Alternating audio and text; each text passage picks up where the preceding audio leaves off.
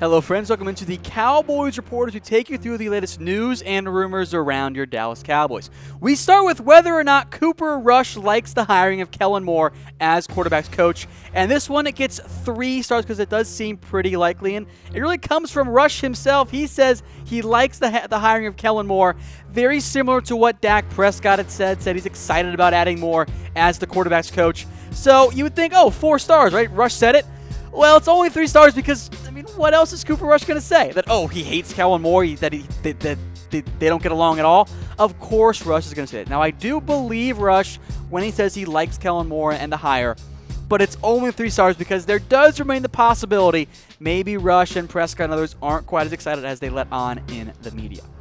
Hello friends, I'm Tom Downey. Follow me on Twitter at WhatGoingDowney for more Cowboys coverage. We're taking you through all of the latest news and rumors with our star explainer. You've seen the stars on the bottom of your screen. If this is your first time watching the show, here's what those stars mean. 0 stars, it's fake news. It's the number of fights Odell Beckham won against the net. 2 stars means there's a small shred of truth, or 1 star means that there's a small shred of truth. 2 stars means the people are talking and it's firmly in that rumor category. 3 stars means it's pretty likely. And 4 stars means that Dez caught it because, yes, he did, and it's a fact. Let's get to our next rumor here. Are there some bad optics right now for tight end Rico Gathers? And this is very much that people are talking. It's 2 stars on this one. Now, Rico Gathers has his own little rap career on the side, and he's been going around hyping himself up, hyping that, and doing some events for that rap career. And then you get an Instagram post in which he said, like, there's no other athlete like me.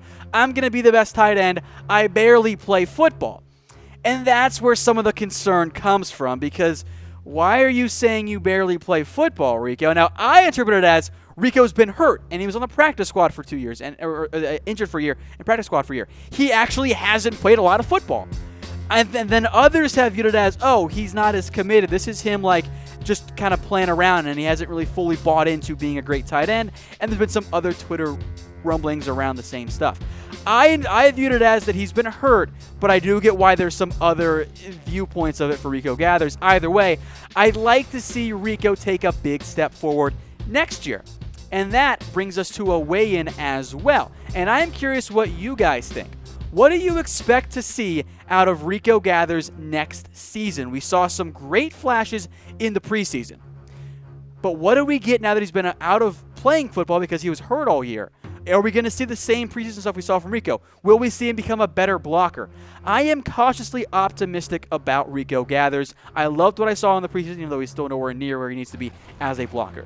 But we'll know more about how the Cowboys feel about Rico based on what they do in the draft. If they spend a 2nd, 3rd, even 4th round pick on a tight end, I think that means they're not prepared to fully buy in to the Rico Gathers hype. But keep those comments flowing, and I'll respond to some of them in the comments as the show goes along. Let's get to our 3rd rumor now. Is a franchise tag for DeMarcus Lawrence a no-brainer? And this one is 4 stars because, yeah, it's a no-brainer. And this comes from NFL.com, who put DeMarcus Lawrence and Lev Bell in their own category of no-brainers. These are guys that are going to get franchise tagged, and if the Cowboys don't get a long-term deal for Lawrence, they're going to franchise tag him. There is no way that at just 25 years old, coming off a 14.5 sack season, that the Cowboys let Lawrence hit the open market. He will be back on the Cowboys next year at the very least on the franchise tag, which could cost them up to $17.5 million. To our next rumor now on the line, but to the offensive line. Is Zack Martin going to be the highest paid guard in the NFL? And this one does seem pretty likely. Now, Zack Martin and the Cowboys are probably going to amp up contract talks around the combine, and a deal will get done. Don't panic about that. Martin will be back with the Cowboys next year with a big old contract extension, and that remains a priority for Dallas, right behind DeMarcus Lawrence.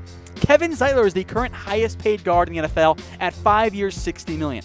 The Cowboys have had discussions about eclipsing that deal for Martin because, well, he's the next one up, and he's the best guard in the NFL. So at that point, you just kind of go, you know what? We got to make him the highest paid guard in the NFL. The only reason it's 3 stars is because 2 possible outcomes. A, maybe he takes less money. I don't see that happening. B, you could see Andrew Norwell of the Panthers hit the open market and get more money either before or after Zack Martin signs his extension. So that's why that's only 3 stars. To our next rumor on the offensive line, are there going to be no major changes for new offensive line coach Paul Alexander? And this one also seems pretty likely. It also comes from one Travis Frederick, the Cowboys center. He said Alexander's not going to come in and change everything, just going to help the Cowboys refine the skills, not going to make them totally refine their technique or change the blocking scheme. Alexander joins Dallas after 20-plus years in Cincinnati, and there likely won't be any major changes. Now, where you could see changes, though, maybe for some of the younger guys or the backups, if they want to try and get Chaz Green to actually look competent. Maybe they let Alexander do whatever they want with him and try and make him into, not awful like he was against the Falcons. But there won't be major changes for the Cowboys offensive line, especially for their starters that are locked in place. Here's a player everyone loves to talk about in the comments section. I'm sure this will bring up some comments as well on today's show. Is Randy Gregory going to apply for reinstatement? And this also seems pretty likely. It is 3 stars. It was also the verbiage used by the Dallas Morning News that it does seem likely that Gregory will apply for reinstatement in the coming months. Now, there's no firm time frame on when Gregory will apply for reinstatement. He's played in just 2 games since 2015 due to suspensions. And in that same report from the Dallas Morning News, they said the Cowboys aren't expecting him to be a major factor in the near future. The takeaway from this is this. Gregory could have applied for reinstatement back in November. He did not, and we now sit here in mid-February without him applying for reinstatement. That tells me, and should also tell you, Gregory is not ready to come back for various reasons. Namely, I don't think his life's quite on track, or at least in the place where he wants it and needs it to be to return to the NFL. I do think you'll see Gregory apply for reinstatement, but even if and when he does, don't expect much right away. I said this many times on the Cowboys Report. Approach him as a luxury and a nice surprise. If he comes back, cool. But the Cowboys cannot assume he'll be back and then be called without a needed pass rusher if Gregory relapses or just never gets back on track. Next up on our rumor list is Jason Garrett gone without a playoff berth, and this one does seem pretty likely. Almost 4 stars, but it's still 3. We've mentioned this many a time on the Cowboys Report.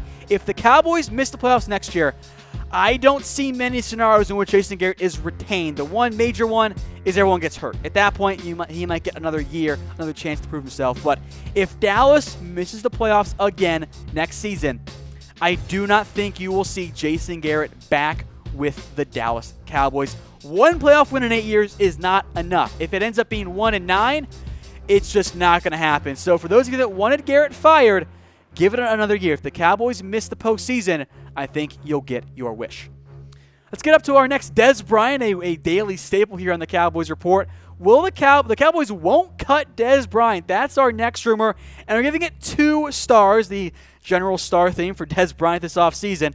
This comes from us from Jason Lockenforner of CBS Sports, and he says Cowboys aren't going to cut Dez. He says Jerry Jones will get Dez to restructure his contract. That's what one source told him. And I think this does make some sense, especially if you get Dez to redo his contract. At that point, he's not going anywhere. I don't know if Dez will want to do that, but here's the big reason why I don't think you'll see the Cowboys cut Dez Bryant. One main reason. Who replaces Dez Bryant on the Cowboys roster? If you cut him and you get the $8 million to use right away, you're not going to get Jarvis Landry at that price tag. You're not going to get anyone of Dez's caliber in free agency. And then you have to reach in the draft. I don't see it with Dez. I think they give him another year, and then we reapproach this again next season. But as you guys so much love to do, I want to know what you guys think about Dez Bryant. If you want to keep him, give us a heart. If you want to cut him, give us a like. If you want to trade him, give us a wow face. And if you want him to take a pay cut, which is ideal, give us a laughy face. Keep those reactions flowing. If you have reasons why, put them in the comments section as well.